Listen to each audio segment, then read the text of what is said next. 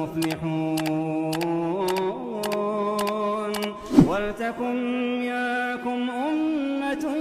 يدعون إلى الخير